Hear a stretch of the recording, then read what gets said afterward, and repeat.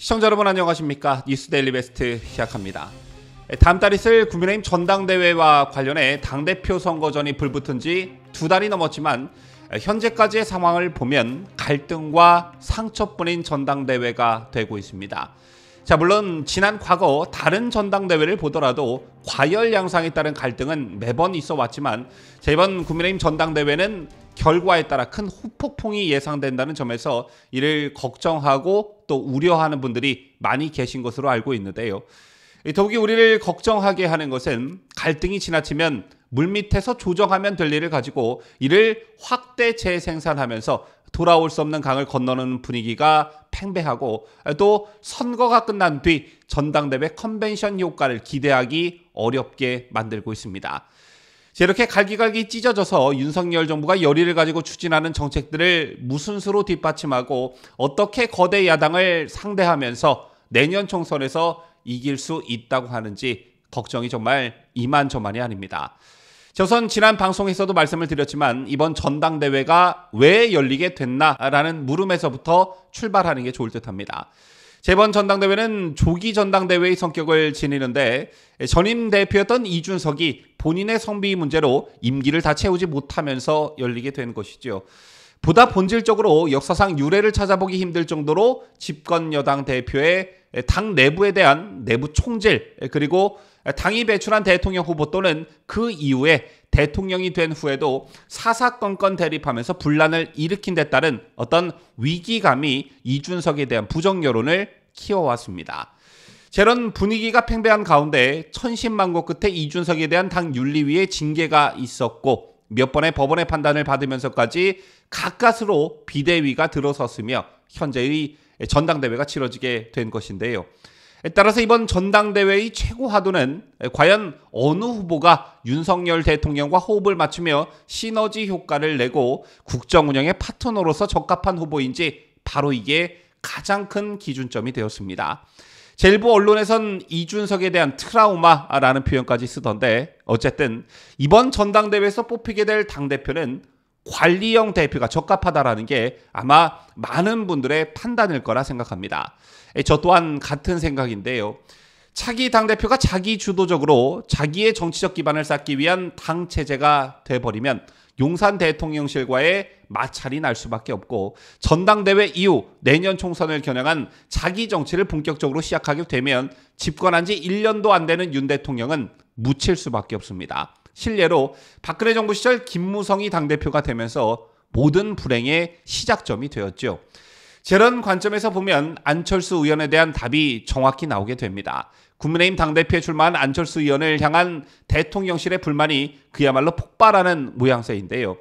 최근 안철수 의원은 윤한연대를 거론하고 나서면서 대통령실이 발끈하기 시작했죠. 일각에서는 전당대회 과정에 대통령 또는 대통령실이 지나치게 간섭한다며 이를 비판하는 시각도 존재하지만 팩트만 놓고 보면 그 빌미는 안철수 의원이 먼저 제공한 것입니다. 사실은 그렇지 않은데 안철수 의원이 친한 척을 하고 있다라는 게 대통령실의 판단 아니겠습니까?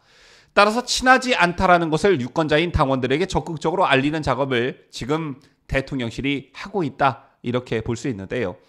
다소 혼란스러운 측면은 있습니다만 전당대회를 한 달 앞둔 시점에서 반드시 짚고 넘어가야 할 사안이었다 저는 이렇게 봅니다. 즉 안철수 체제의 국민의힘 그리고 안철수 체제의 국민의힘과 대통령실의 관계는 어떨까? 또 안철수 체제에서 국민의힘은 어떤 총선을 치르게 될까? 이것에 대해 깊게 생각해보고 유권자인 당원들의 전략적 판단을 내려야 한다. 매우 중요한 문제다라고 보는데요. 아까 영상 초반에도 말씀드렸지만 이번 전당대회는 무엇보다 대통령과의 소통, 호흡이 중요하고 따라서 자기 정치를 하는 당대표보다 관리형 대표를 뽑는 게 중요하다는 말씀을 드렸습니다. 이런 관점에서 안철수 의원이 과연 적합한 인물인지 지난 과거의 실제 사례를 보면 명확한 답이 나오게 되는데요. 윤석열 대통령과 안철수 의원의 지난 과거의 관계를 한번 면밀히 들여다보도록 하죠. 자, 우선 안철수 의원은 대선이 막바지로 흘러가던 2022년 2월 22일 국민의당 대통령 후보 신분으로 울산중앙시장에서 유세를 가졌습니다.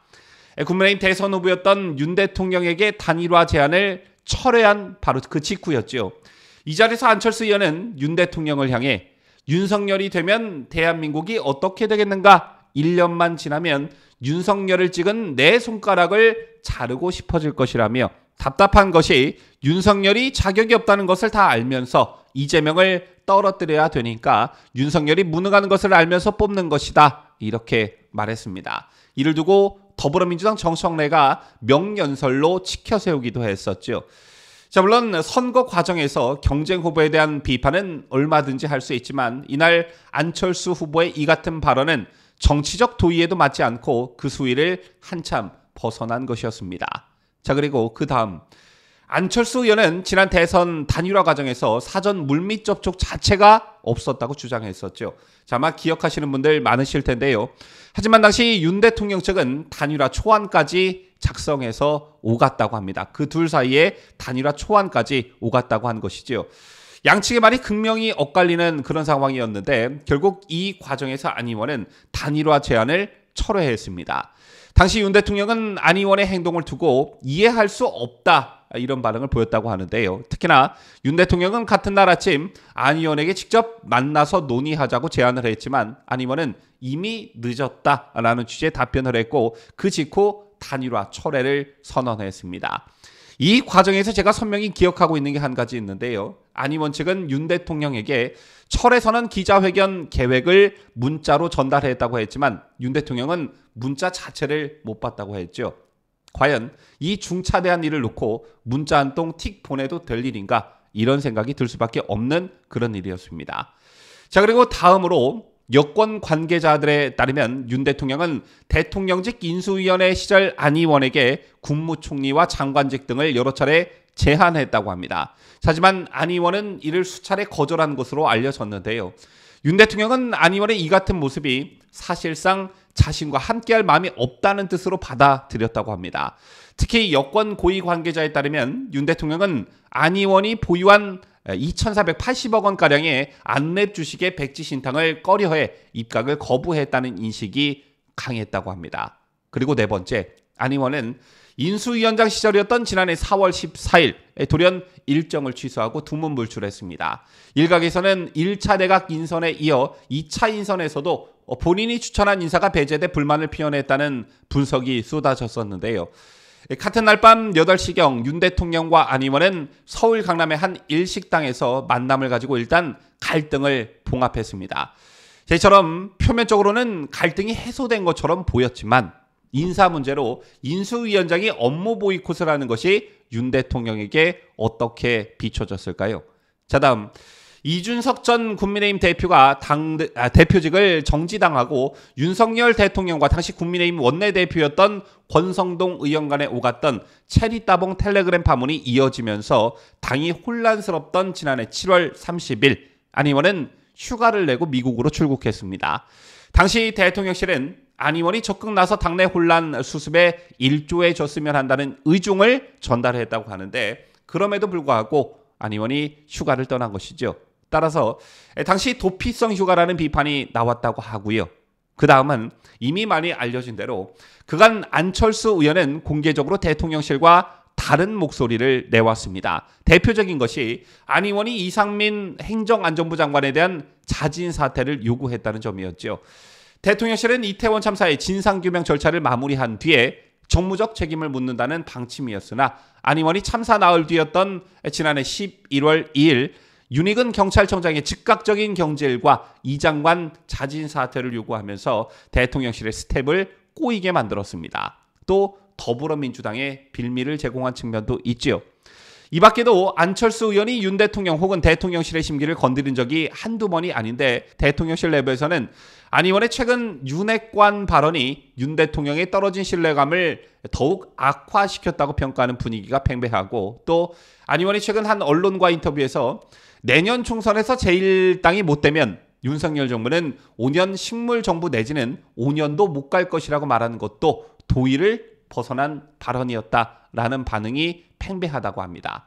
윤석열 정부가 5년도 못 갈 것이라는 말은 도대체 탄핵을 의미하는 것인지 아니면 그런 상황을 기대한다는 뜻인지 도무지 무슨 말인지 이해가 안 된다는 것이지요. 자, 지금까지 윤 대통령과 안철수 의원 간 실제 일어났던 일들 그리고 안철수 의원이 그간 무슨 발언을 해왔는지에 대해 초점을 맞춰서 여러분께 요약을 해드렸는데 과연 여러분이 윤석열 대통령이라면 안철수 의원을 어떻게 판단하고 생각하시겠습니까? 이번 전당대회와 관련해 표면적인 윤석열 대통령의 기본 입장은 당연히 중립입니다. 또 전당대회는 당의 축제이지요. 하지만 집권 여당은 대통령 국정 운영의 절대적 파트너이고 이런 관점에서 누가 당대표가 되느냐 이건 대통령 입장에서 절대 간과할 수 없는 매우 중요한 일입니다. 현재 윤석열 대통령이 가장 중요하게 생각하는 것은 내년 총선이라고 합니다. 총선을 승리로 이끌 인물이 당대표가 돼야 한다는 어떤 절박함을 가지고 있다고 하는데요. 노동개혁, 연금개혁, 교육개혁, 공공개혁 등 나라 명운이 걸린 과제를 안고 있는 윤석열 정부가 총선에서 또다시 소수당이 되면 모든 개혁이 물 건너가게 되므로 윤 대통령이 이런 절박한 마음을 가지고 있는 것은 너무나 당연한 일입니다. 이런 관점에서 자신의 정치적 입지를 다지기 위해 자기 정치를 실현하기 위해 당대표 자리를 노리는 당대표 후보에게 윤 대통령이 극도의 거부 반응을 보이는 것은 이해가 가는 대목이죠. 여야를 떠나 총선 과정에서 공천 논란은 항상 일어나기 마련입니다. 지난 역사상 공천 과정과 그 결과가 매끄러웠던 적은 단 한 번도 없었습니다. 따라서 누가 당대표가 돼도 마찬가지일 가능성이 크죠. 이런 상황이라면 대통령과 발을 맞춰 나갈 수 있는 사람이 당대표가 되는 게 혼란을 최소화할 수 있는 가장 쉬운 방법 아니겠습니까?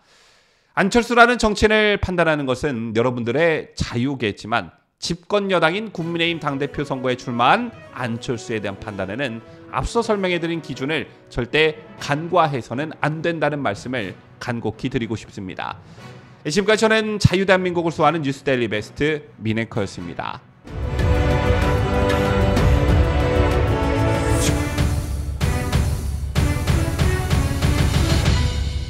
함께해요. 뉴스데일리 베스트.